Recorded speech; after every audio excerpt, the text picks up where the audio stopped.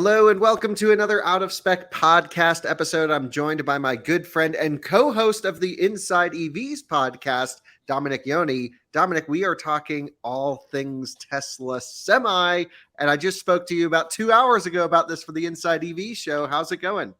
It's going good. Yeah. Awesome. Well, you and I both watched the event last night. I was queued up, so excited, had the TV on, had the whiskey out. I was ready to, soak in all the details about the Semi. And surprisingly, while Elon, and what was the name of the other guy who presented it? Is it Dan Priestley? He's the senior manager for semi-truck engineering.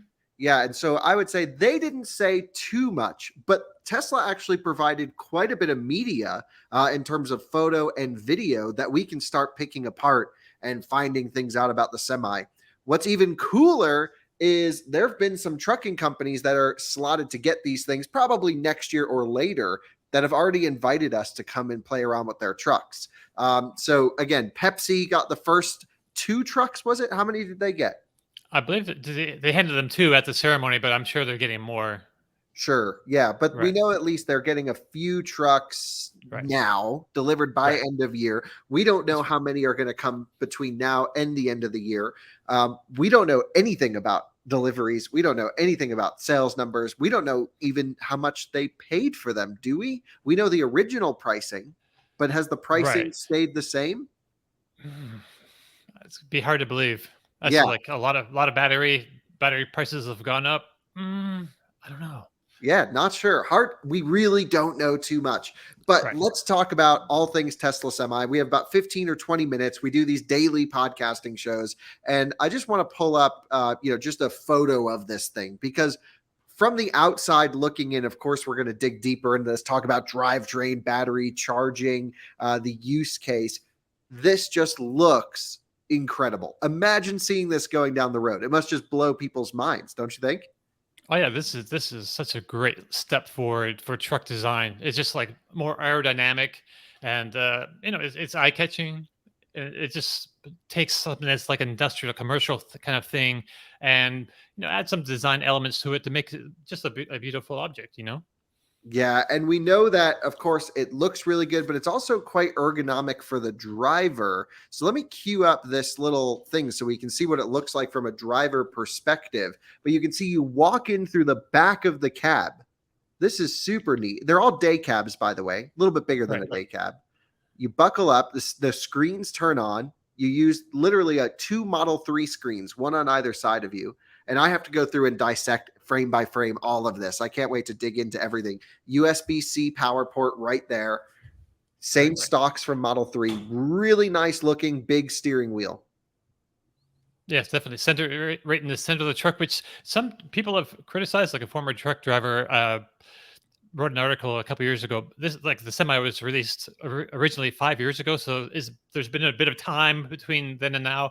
But a few years back, a writer was talking about this may not be the best position for a driver, but man, I haven't driven the Semi obviously, but I have driven a lot of large straight trucks, like 28-foot straight trucks, and man, I like the idea of being in the center of this. And I also like that you showed at the very beginning where you step up into the cab, you can walk behind the seat, you can take off your coat and move. Those are things that are hard to do in a regular truck, and in places like with where you're wearing thick jackets and coats, you get up in the thing in the wintertime, your cab's nice and warm, you got to take that off somehow. It's like a pain. So this is really, really pampering the driver. I think it's really a step forward for ergonomics. And I would say most day cab driving is done with a single person. Very rarely do I see them with 2 people. Now, there is a jump seat here in the back, so there is room for 2 belted passengers. But it does, I think when we start talking about longer haul applications, and we'll get into the range and the feasibility of that in a bit, it might be annoying, that center seating position. That would be the only thing I could think of. Now, I'm not a truck driver. I play Euro Truck Sim and all these things, right? Because I think I would be a truck driver in another life. I just love driving, love being on the road. And I think really the only downside for this central position that I could think of would just be having a partner along with the drive. Right. I think one of the issues I think he had was just visibility of the side. Like side visibility, but I think with the mirrors and the cameras and everything, I think that should be pretty much covered. I'd Okay. have to drive it to actually see how it is in real life, but I think that was one of his main criticisms.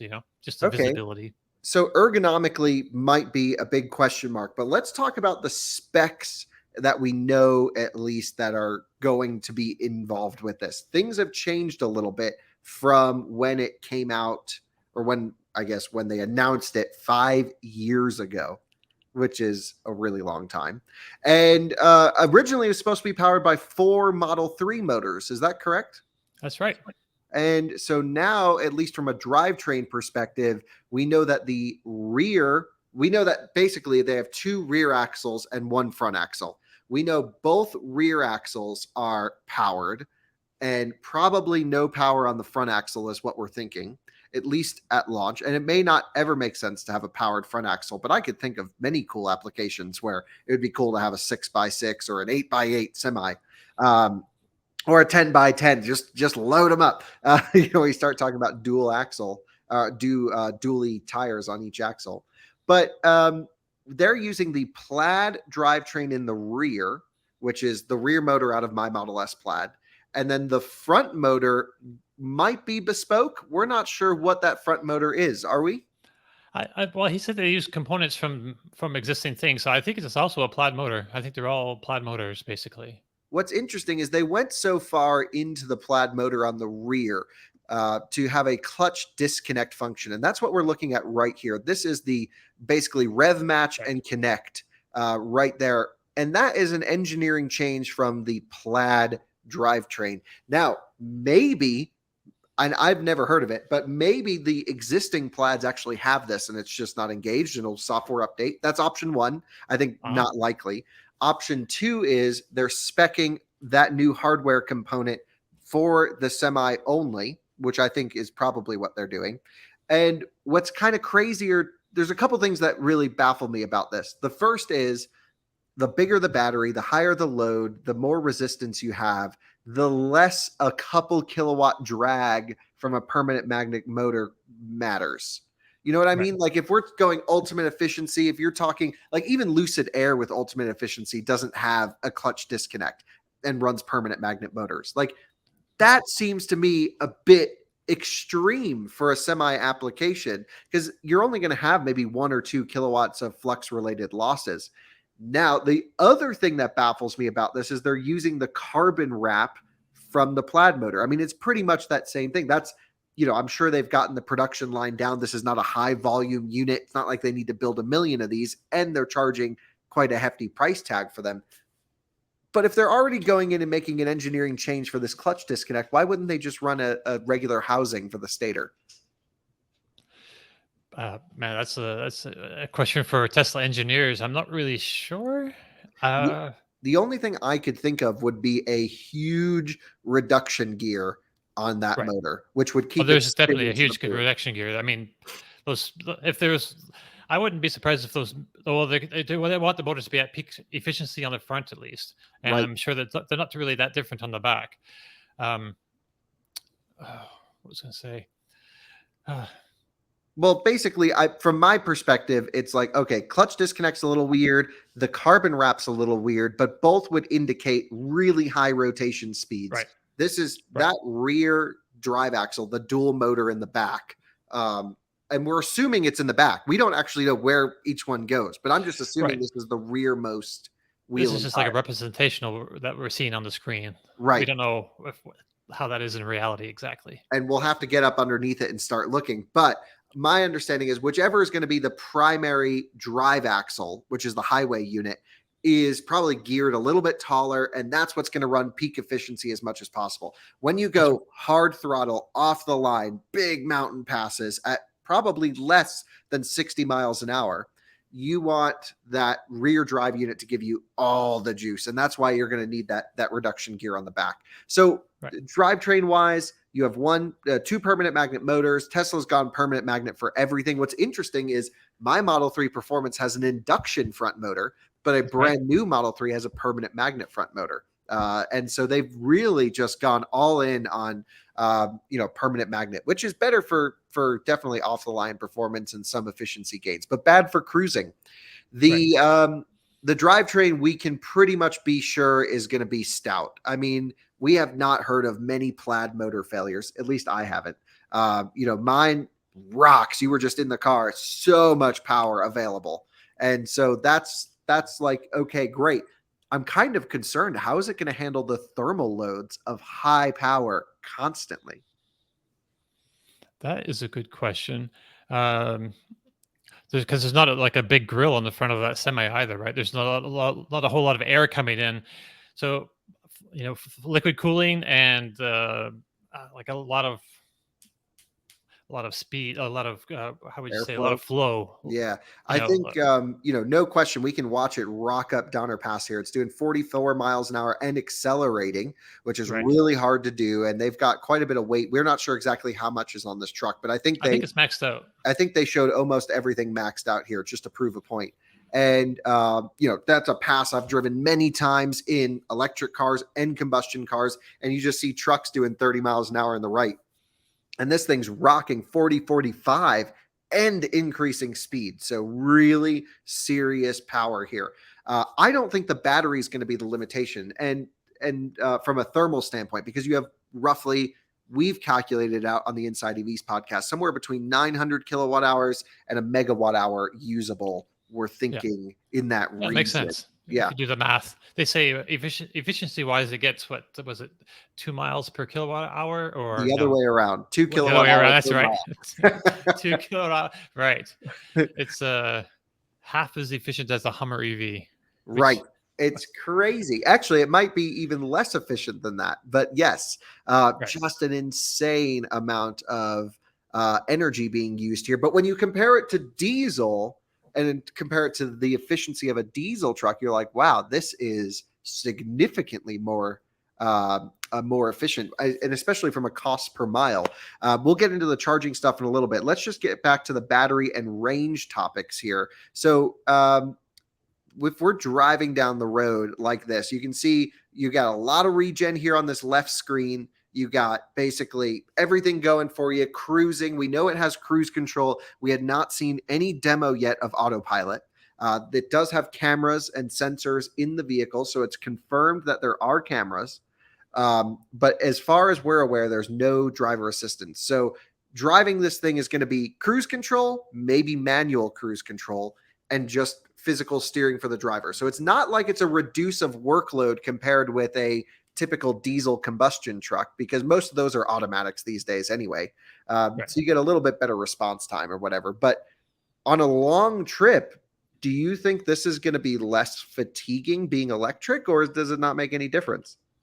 Oh, I think it's going to make a huge difference on the fatigue, because driving a big truck, it just beats you up. Like even on smooth highways, it's just that thing is constant. You're constantly being jostled and moved around, and it's a physical experience. And do you think this will be smoother? Oh yeah, I certainly expect so. And also the noise is also one of those things that causes fatigue. So the noise levels will be down if they can get their wind noise situation under control, at least, because Teslas aren't always the quietest when it comes to like wind noise. So that's one thing that maybe drivers or people want to pay attention to. So Tesla claimed 500 miles in their test. They drove it from Fremont to San Diego. Yeah. And what's interesting is I watched that, and the dude was under 60 miles an hour the majority of the time. I did see, I think, a peak of 65 miles an hour. So he was going with traffic, but definitely slower than I think even other trucks typically drive. At least out here in the Midwest, trucks are doing 75 at times. And so they were doing 55. And it's it's a relatively flat route. So, okay, full load. How often are truckers actually running 82,000 pound GVWR all maxed out? Not that often. A lot of times you're just delivering chips, which are just, air basically. So, and if you're delivering for Pepsi, where are you going? You're going from the Pepsi plant to a distributor. It's probably not. They're probably not going to go over 100 miles anyway. I don't know what the stats are on the Pepsi's semi business, but they have places that where they make Pepsi and bottle it. They have facilities all over the country, and so like they don't have one central place like in Washington D.C. where they have to deliver trucks Pepsi from Washington to Oregon and San Diego. So Yeah, 500 miles, I for sort some of people think they need it, but I agree. I don't think we're going to be seeing these in long haul applications for years to come. First of all, I think the fleet managers are going to be a little bit cautious implementing these into, they're probably going to put them on the shortest route first, make sure it can do sure. that. And Mhm. then they'll work it up to the next one and then the Right. next one. I don't think no one's buying this truck expecting to put it on a route that makes it go over 450 miles on one charge. I can't imagine anyone would do that. Not only do they need infrastructure in place first, they have to make sure that infrastructure won't let them down before they start doing that. Because Absolutely. that's mission critical. You can't have a broken charger on a commercial trucking route. That just doesn't work. So I know a few things about the charging for the semi, which is I'm pretty certain that their overnight level 2, if you will, their solution for that are 50 kilowatt chargers. Okay. And so, if it's a day use only and then it charges overnight, I think Tesla is helping them equip either with 72 kilowatt or it's definitely no AC charging here. This thing's only DC charged, Right. but it's going to be anywhere from, my guess, 25 to 100 kilowatt will be overnight charging depending on the installation. And hopefully that's all load managed and works well. And I'm sure Tesla has, I know they have an incredible charging division that's going to work with their clients to install everything as a package. They buy the trucks, they get the chargers, and they help with route design. In terms of out on the road, let's say when we start getting into owner operator, or we start getting into Swift or one of these really big companies that are known for long haul trucking, do you see this ever being a possibility for a long haul route going east to west, north to south? I'd have to know more. I don't know if we have enough information to be positive. I mean, I'm an electric vehicle optimist, so I would like to say, of course, but but until we actually really need the infrastructure in place and know that it's rock solid, before people are going to invest in long haul routes with this, to use this truck. Right. So I mean, let's talk about that. there's like thousands of other routes that can be used. There's no shortage of customers that can find a good use, and it'll work well for them. But yeah, Totally agree. 100%. There's enough use cases where they can build as many of these as possible. And, we're not even, scratching the surface as to where we can use them. But let's say you did happen to buy this for a long haul route, or okay, someone buys it and does an RV conversion. We're expecting a new charging standard that's a 1 megawatt. Version 4 supercharger is how they branded it. And it can output a ton more current than version 3. I mean, we're talking big boy chargers. It's a 1,000 volt capable system. right, Semi is actually a 1,000 volt. I don't know, nominal. It might be high 900s, I would think. We'll see exactly what it comes out to be, because most charging equipment is rated up to 1,000 volt, which means they probably don't want it to be over 1,000 volt at 100% state of charge. They probably want it to be at like 995 or something. okay. Would be my guess. Who knows? Maybe they're Right, that just makes like, sense. you use our equipment and that it is what it is. But to build the semi to fit with existing infrastructure with megawatt charging standard that Charin's working with, I would think 1,000 volt full charge, maybe 800 volt dead. That spread would be what I'm expecting, but That just makes purely sense. a guess. Um, but let's talk about the charging. So they have already announced the mega chargers. We've seen them installed at Pepsi already in That's right. advance of their deliveries. And these, we're assuming mega charger, megawatt charging, will do basically 1,000 kilowatts. Yeah, you'd hope so.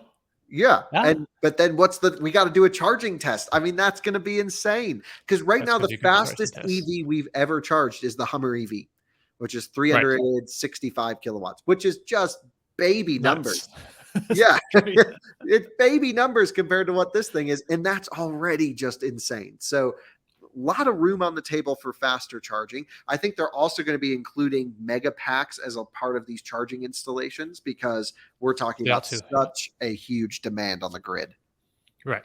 Yeah, definitely. Especially as the infrastructure what you call the network grows. They have a project with Pilot. like the stores, the Pilot truck stops. I believe they're going to make use those truck stops, that brand, Flying J's, Pilots, to make a long haul trucking routes. Um, yeah, Yeah, I mean, pretty interesting. So, I mean, just like we're just scratching the surface here. You know what's surprising, and I kind of want to wrap up on the semi a little bit, is a okay, couple things. I really like that they told us a little bit about their testing that they did with this. Now, semis yes, last a lot longer, they get used a lot harder and more frequent than passenger vehicles. It is not uncommon to see a semi with a million, 1.5, 2 million, or more miles on it. These yeah, things go and go and go.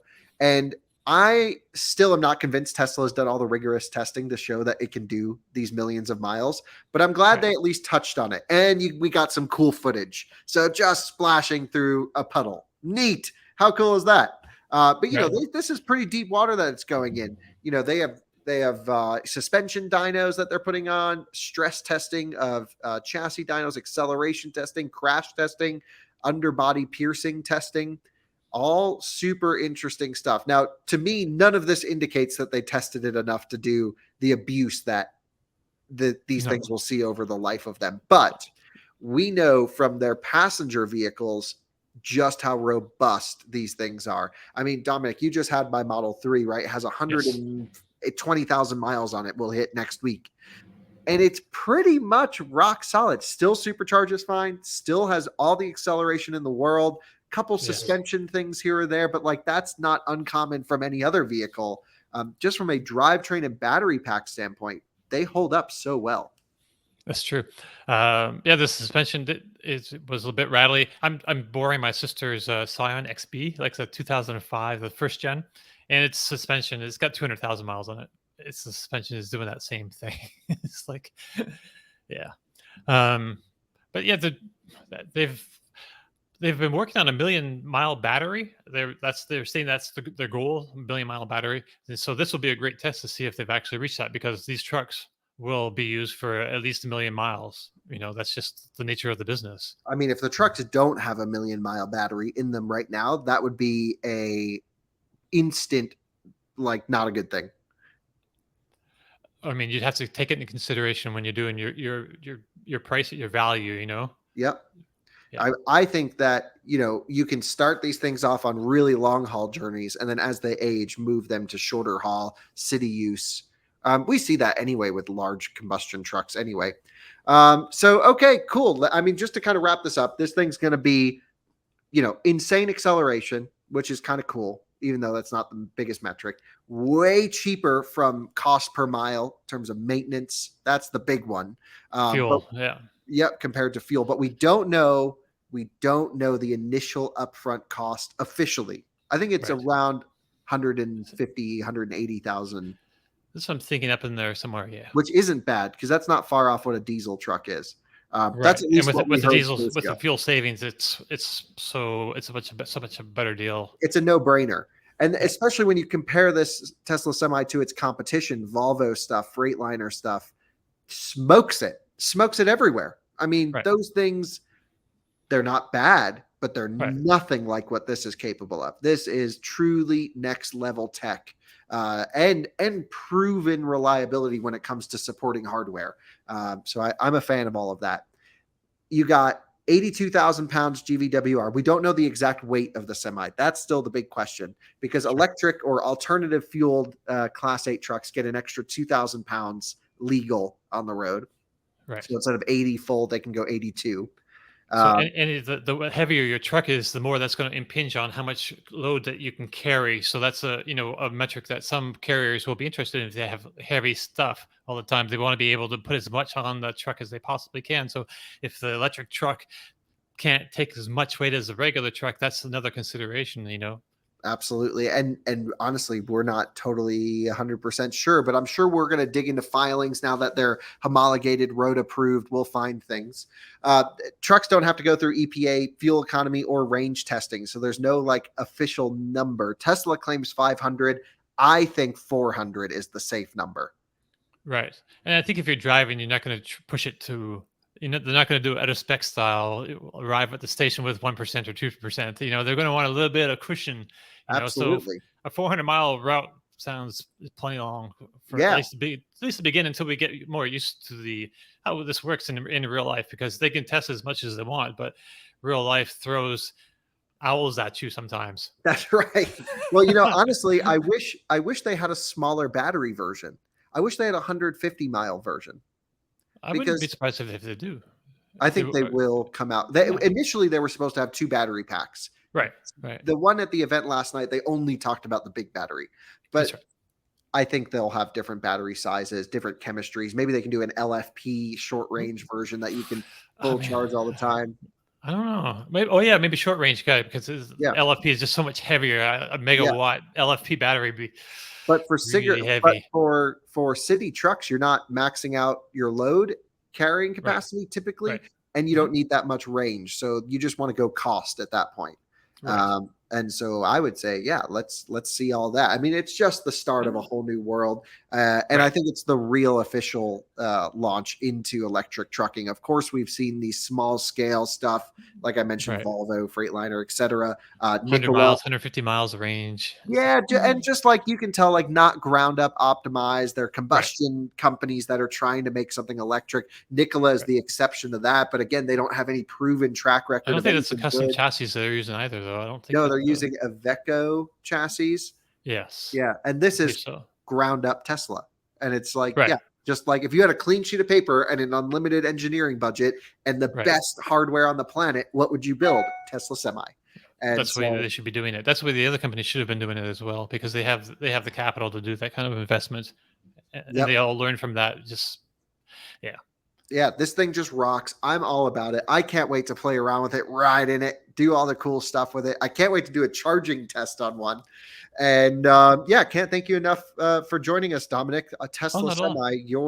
Your final thoughts on the truck? I mean, I'm pretty excited, but I think this opens a whole new era up. And like you said, we've had some electric trucks before, but nothing like this. This is as close to what we have in the internal combustion world as we've seen so far. And it all comes down to infrastructure and charging, and I guess also real world miles to see how it stands up. And I know didn't mention this, but some of this also trickles down to the Cybertruck, which as you were talking about that three-wheel situation, that three-motor situation with the clutch, I'm wondering if the Cybertruck might get that as well. Really good forward thinking, and I think we'll save it for an entirely another podcast in the near future. Okay. But yes, megawatt charging, we have a lot to dig into, because the other thing we need to talk about on a next future episode, Tesla didn't say what connector they're using. They just showed the cross Ah, section of the cable. that's right. That's right. Maybe it'd be interesting to know if man, this because they could make their own standard, and there's already like an MCS standard, right? Right. And they're a So part of the Charin organization that created MCS. right.